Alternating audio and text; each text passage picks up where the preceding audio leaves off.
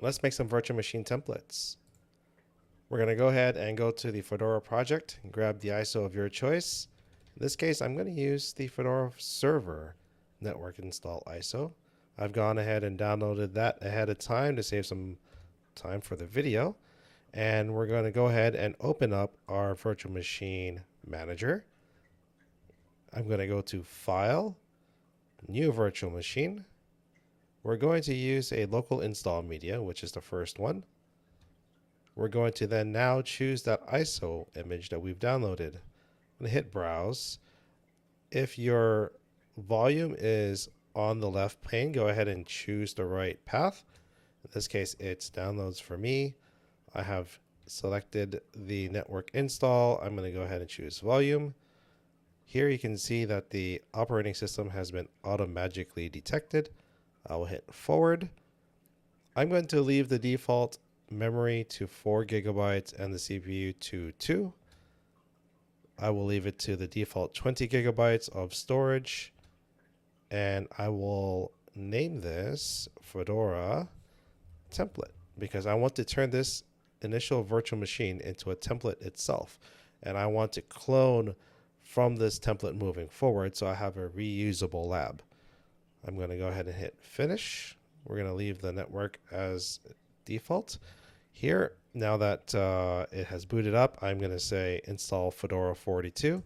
Okay, I'm going to go ahead and leave the language to default, English. Go ahead and choose whatever language makes sense to you.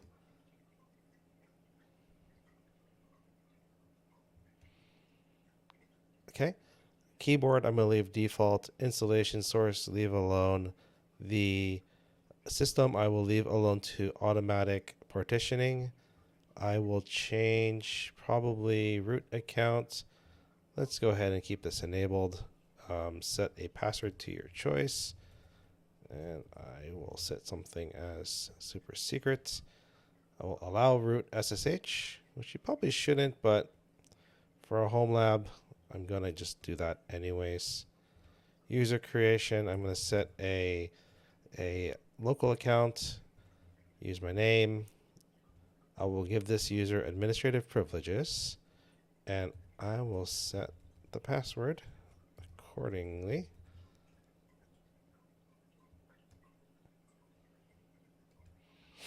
Okay, now that I have my credentials set, I need to double check the automated install partitioning of the disk. Yes, I do want to set this to the 20 gigabyte disk. Hit done, and we will begin installation. Depending on your system, this will either be very quick or it will take some time. I'm going to go ahead and pause the video here because I don't know how long it's going to take on this T450. Okay, about 5 minutes later, it finally completed the install. I'm going to go ahead and hit reboot system, and we'll wait for this thing to come back online. Should be fairly quick. Okay, now we're online. I'm going to go ahead and log in with the credentials I had set earlier. And here we go. You can see that I have a virtual machine. I have an IP address. I can ping out to the internet. And what I'm going to do now is I'm going to go ahead and start setting up a bunch of things that I need in order to templatize a virtual machine. And that will also make my life easy. One of the things I'm going to do is set up my SSH key from my local machine, the T450, to the virtual machine. And that SSH key will allow me to have passwordless authentication into the box. So what I'm going to do here is escape out. I press super and escape, or super could be the Windows key or whatever that is on your machine. Now I can, talk to the actual physical host. I'm going to go to terminal, and in here, I'm going to go ahead and create an SSH key if I haven't done so already. It's fairly simple to do. All you need to do is type SSH keygen, and I'm going to do an RSA type of key. I'm going to save this in home mackie.ssh ID RSA. That's pretty standard. We're not going to add a passphrase to this. and I will hit enter. Okay, so here it's going ahead and created everything in home mackie.ssh. So you can see that I have a ID RSA, that's my private key, and I have ID RSA, that's my public key. So you can see here, if I cat this file .ssh, there's my public key. Now, what I'm going to do is copy my public key over to the virtual machine. In order to do that, one way you can get the IP address of the virtual machines is through the command line here. We can run this command called sudo virsh list all, and go ahead and pass your credentials of your physical machine. Oops, list -- all. Here we can see that I have two virtual machines, one of them ID number 2, it's in a running state, and then we can see here that the Parrot OS guest virtual machine is powered off. What I'm going to go ahead and do here now is I'm going to look at the DHCP logs from my server here. So what I can do is run sudo virsh net DHCP leases. And I think I can hit enter. Okay, it requires the network, and I believe the network name that I have set was default. So you can see here, you can look at all of the DHCP entries that I have. In this case, we only have one virtual machine running, and I know that it's going to be this guy. Now, how can you tell which virtual machine is your virtual machine or the one that you intend to look at? One of the things you can do here is you can run the command virsh. We can look at dom if list -- or we can just do dom if list and then the name of the virtual machine, which is Fedora template. And here you can see the MAC address of that virtual machine. So MAC address ending in 4D54 matches this entry here, and that's my IP address. So what I'm going to do is I'm going to go ahead and copy this MAC or this IP address, and I'm going to SSH into that virtual machine that's running on KVM, the virtual machine that we just launched. So I'm going to go ahead and log in. I'm going to go ahead and trust the authenticity of this host. And we're going to go ahead and type the password that I had set. Here you can see my host name has changed. Now it says Mackie at localhost. Before that, it was Mackie at Bespin. Now we're logged into the virtual machine.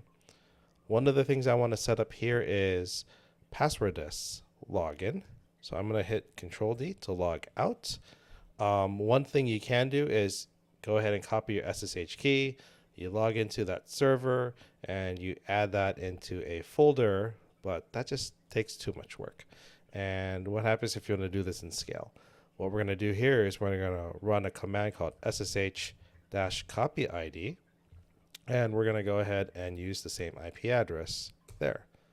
So it's going to go ahead and copy the SSH key of my localhost to the destination. I'm going to go ahead and type the password. And now we should be able to go ahead and log in without being prompted for the password like that. You can see here my prompt has changed. I'm now logged into that machine. What did it do? What it's done is it's gone ahead and created the ssh.sh directory in your home directory. And now there is a folder or a file here called authorized keys. So if I cat.ssh/authorized keys, that same SSH key that I showed earlier, if I actually log out, cat.ssh id.pub, that's the same key that is on my local machine. Now that has been copied over to the virtual machine. Okay, so let's go ahead and log back into the virtual machine. One of the things I want to do here is I want to go ahead and update a bunch of packages. So what I can do here is I can run sudo dnf update -y. I can go ahead and install all those packages if I want to. But for the sake of time, I'm not going to do that. what I'm going to do is I'm actually going to go ahead and power off the virtual machine. Let's do sudo. And we're going to go ahead. We've logged out. The virtual machine's powered off. You can see that the guest is not running.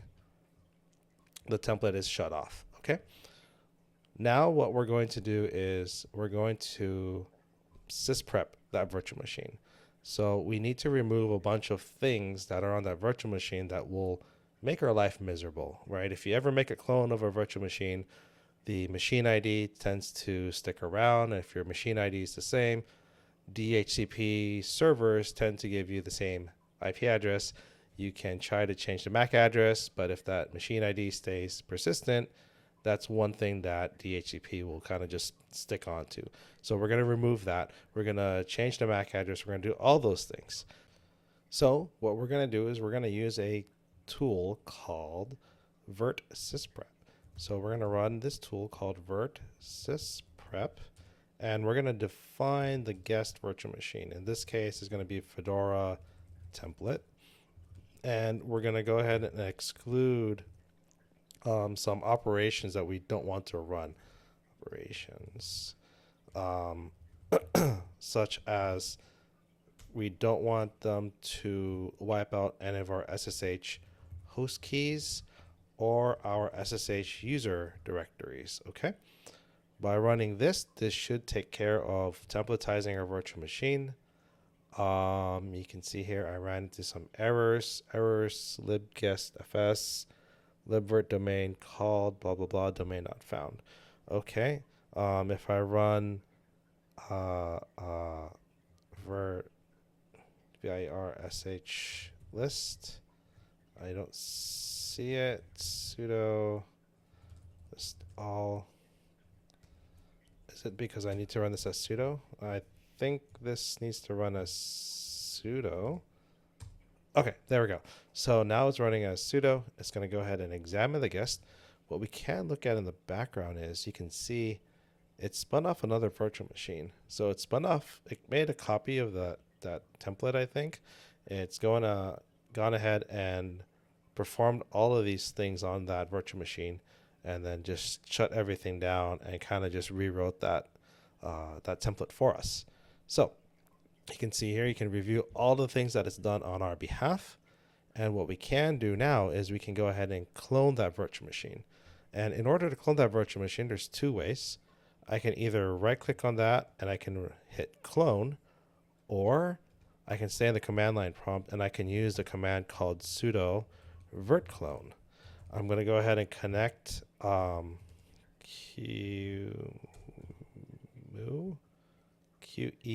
There we go.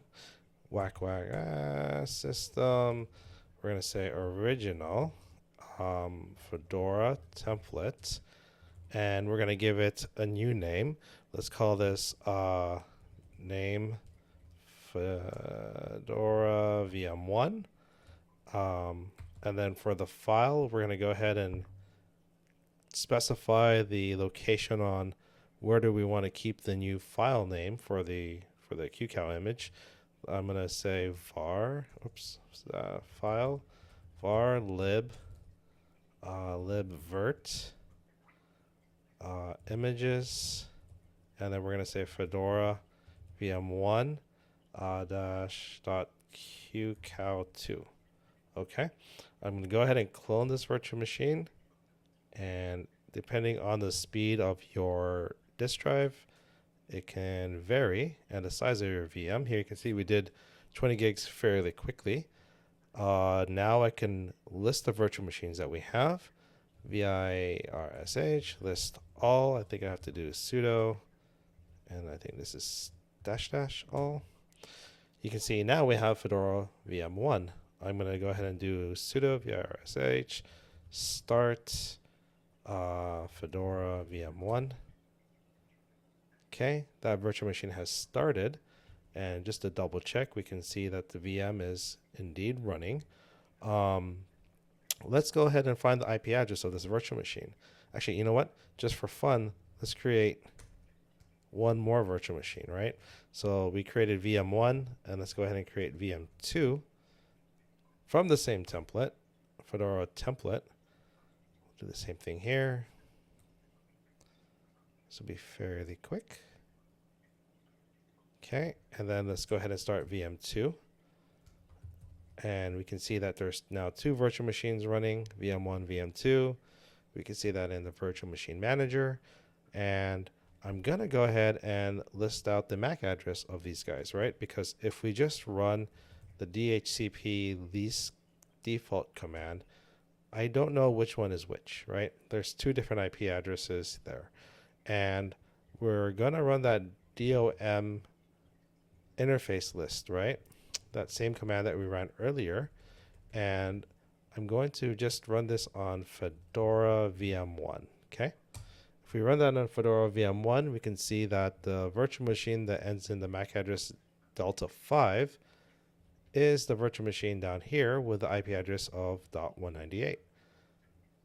Okay, what I'm going to do now is I'm going to go ahead and copy this IP address. And remember how we copied our SSH key from our local machine to the template? That should be carried over to this new virtual machine, right? If we just hit enter and I say yes, I go ahead and trust the fingerprint of this virtual machine. There we go. We're logged in.